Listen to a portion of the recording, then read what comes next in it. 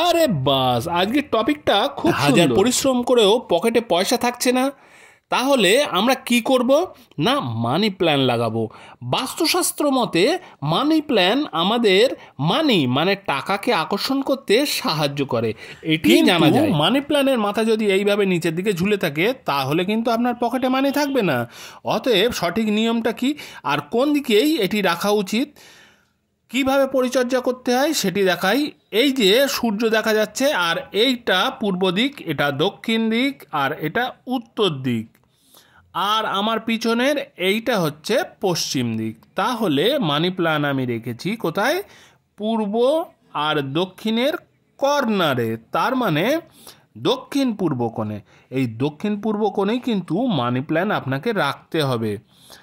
আর এই মানি প্ল্যানের মাথা কখনোই এইভাবে নিচের দিকে ঝুলে থাকতে দিলে চলবে না। তবে যেহেতু এটি গাছ, একটু অযত্ন করলেই আস্তে আস্তে গাছ বড় হয়ে এইভাবে নিচের দিকে তার মাথা কিন্তু ঝুলে পড়বে। অতএব আমাকে সর্বক্ষণ খেয়াল রাখতে হবে আর চেষ্টা করতে হবে মাঝে মাঝে প্রুনিং করা, মাঝে মাঝে তার পরিচর্যা করা। কিভাবে আমি এর প্রুনিং করছি সেটি দেখাই। গাছ থাকলে তাকে যত্ন করতে হবে, আর গাছ থেকে আপনি যদি সুফল পেতে চান তাকে তো সঠিক পরিচর্যা করতেই হবে। তো চলুন সহজে আমরা একে প্রুনিং করি। আর যেহেতু মানি প্ল্যান মানিকে আকর্ষণ করতে সাহায্য করে, অতএব এর যত্ন তো অবশ্যই নিতে হবে। দেখুন, গাছ বেশি ছড়িয়ে পড়ার কোনো প্রয়োজন নেই, দরকার হলে তাকে কেটে ছেটে খুব সুন্দর করে এইভাবে ছাড়তে থাকুন। গাছ ঝুলে পড়েছে, ঠিক আছে, কোনো অসুবিধে নেই। নিচে যে সমস্ত ডালগুলি ঝুলে পড়েছে সেগুলিকে আগে ছাড়ুন। অনেকে বলেন এই মানি প্ল্যান হ্যাঙ্গিংয়ে করা যায়, কিন্তু বাস্তুমতে হ্যাঙ্গিংয়ে যে এই মানি প্ল্যান করা হয় সেই মানি প্ল্যানের প্রত্যেকটি শাখা নিচের দিকে ঝুলে পড়ে, আর সেটি কিন্তু আপনার মানে অর্থকে আকর্ষণ করার পরিবর্তে বিকর্ষণ করবে। যাই হোক, বিশ্বাসে মিলাই বস্তু, তর্কে বহুদূর।